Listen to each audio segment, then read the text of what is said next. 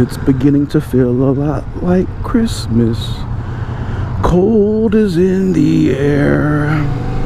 Before I started riding, I went to Walmart and I was just standing still in the parking lot, and I'm like, ooh, it's cold out here. Had on sleeves and everything, so I'm like, I wonder how it feels riding on my bike with all this wind moving through my gear. So I put on some thermals, and I got 2 t-shirts and my full gear with the long pants and the jacket. And I still feel a little briskness in my hands because my gloves aren't really made for subterranean temperatures. And this video is brought to you by Dayquil, because this dude is sick. Yeah, my throat started to bother me the other day, and my sinuses are messing with me too, so yeah, I'm not letting it stop me from riding though.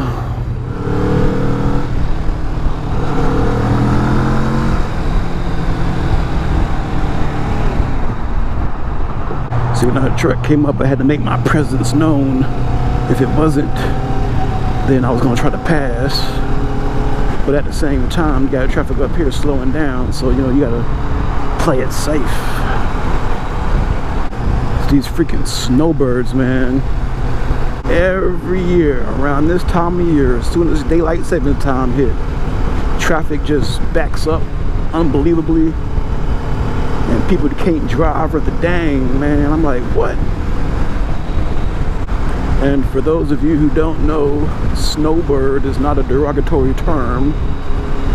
It is a term referring to how birds migrate south for the winter. Well, people do too. It is getting brisker and brisker by the moment. Sun's been down now for about an hour or so. Drivers, watch for bicyclists and pedestrians. Yep. Dude just got smashed the other day in St. Pete. Crazy. Now I'm contemplating, was 2 t-shirts the right idea? Probably should have went for a t-shirt and a long sleeve shirt. This wind is going up my sleeves. Right up the hole. I was waiting all week to ride. It's been raining off and on. So some guy with a sports bike passed my house when my daughter was outside. She was like, "Daddy, did you see that motorcycle guy?" I'm like, "Yeah." And then she was like, "Why don't you have a cool bike like that?" I'm like, oh my God. Oh boy. I'm trying to clear my visor. It was getting kind of foggy. It has anti-fog on it, but I just washed it with some dish detergent and water, and usually that does the trick. But I'm thinking because of how the temperature is outside, along with me breathing this hot air, it's not really conducive to anti-fog. While I'm riding, it doesn't fog up, but at the stoplights, when I'm stopped, it kind of starts to fog up around the bottom, right there where my nose is. I was looking down to see what gear I was in while I'm stopped, and I couldn't see because it was getting kind of like that misty foggy. And right now it's like everywhere because I'm talking, and it's like all the condensation from the heat and everything is just accumulating in the inside.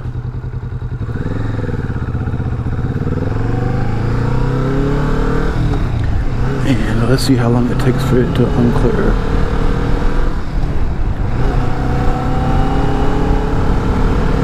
Oh, this ain't good. Okay, it's starting to. Okay, now it's clear.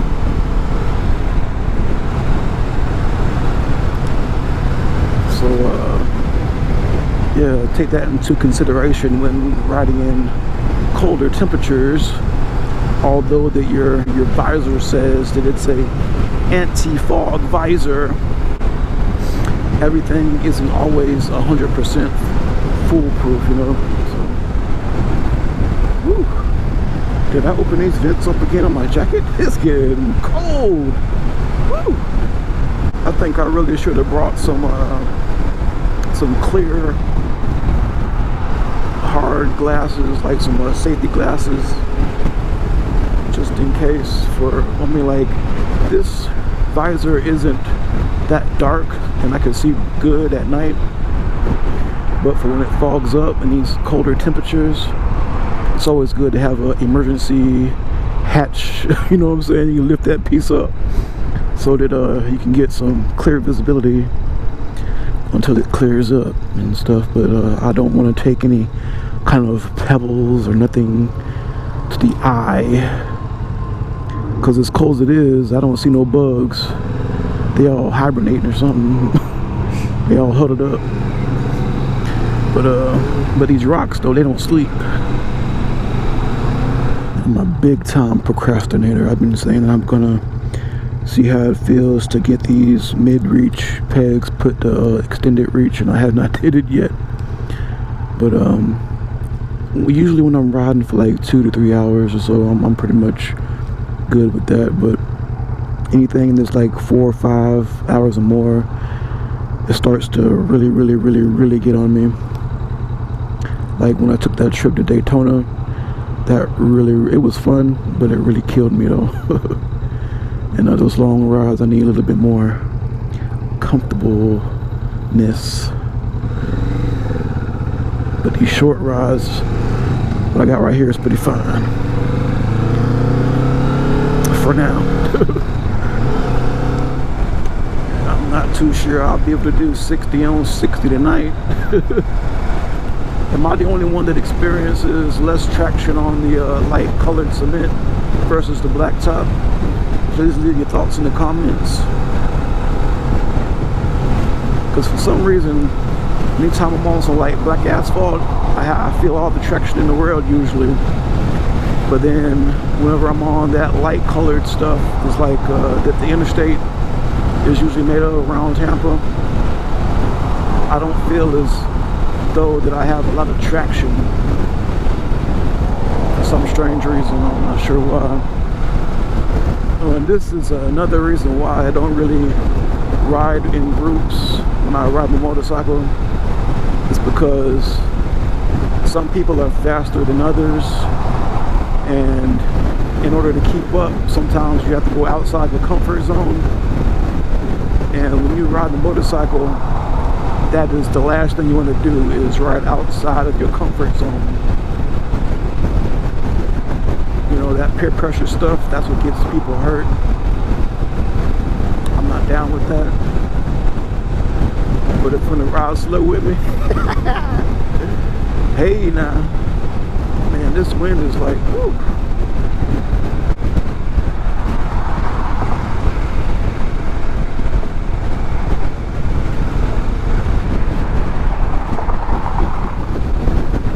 I'd like to give props and a big shout out to all those up north and other countries where it's snowing and icing and y'all still riding. I don't know how y'all doing it. I'm in Florida right now, and this was the upper 50, lower 60 degree temperatures. And I'm freezing my butt off. I'm like, woo! I got out my thermals now. I got on 2 layers underneath my jacket. Yeah, this wind though, it's like pushing me back and forth.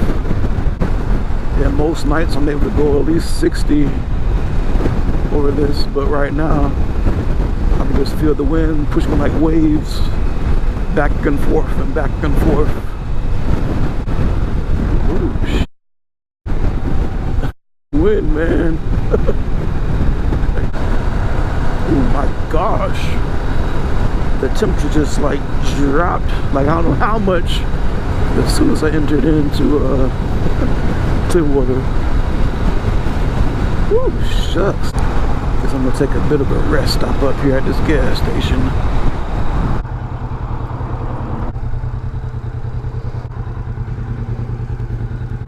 My fingers are froze.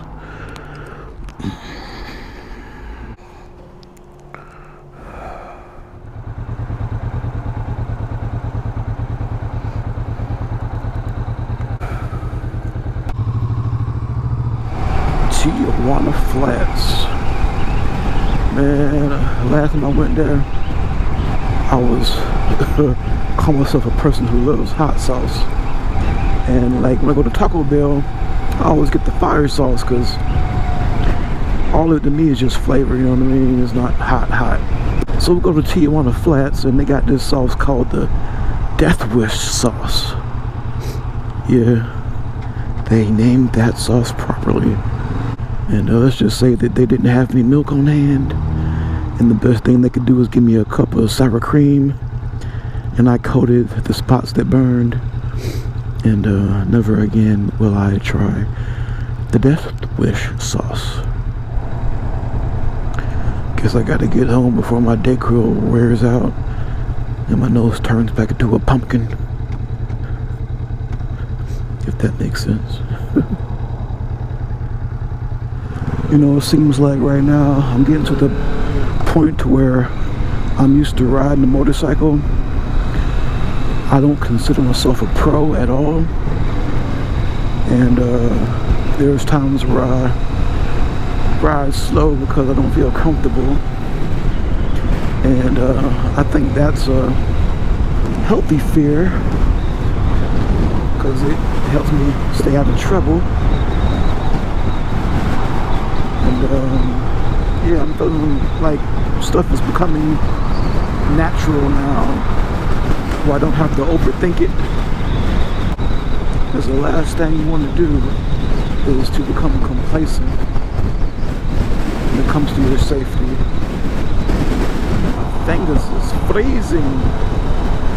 I might have to go look on Amazon and get me some better gloves, some winter motorcycle gloves or something, because these bad boys ain't cutting it.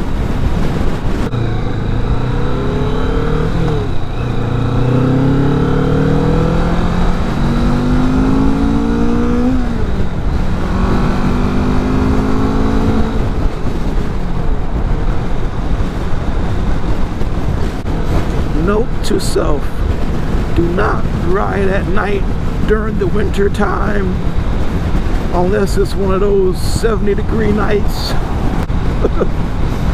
Because this freezing stuff ain't for me. No, it ain't. Ooh, shoot, I'm about to ride during the daytime when the sun's out. I cannot speed up for the life of me. It's too much wind, too much cold. My voice is going away. Oh. Good God, it's cold. I put my hazards on, like, hey, go around, man. I was hoping that that bigger bridge over there was gonna shield me from the wind, but nope. Yeah, I'm doing my best.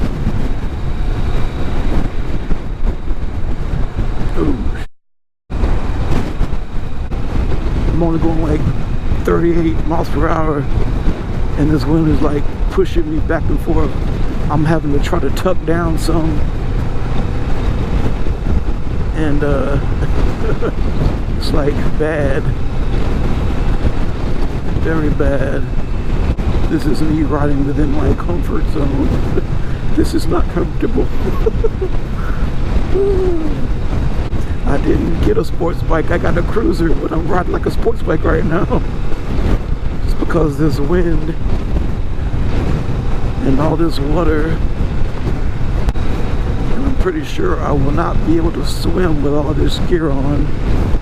I wouldn't be surprised if I just put on some kind of fails channel on YouTube, like, look at this dude full tucking going 40 miles per hour. I'm on Gandhi, full tucking going 40. Oh, shucks.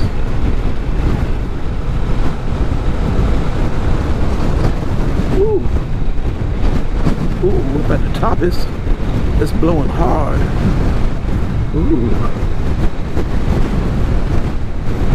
Blowing very hard.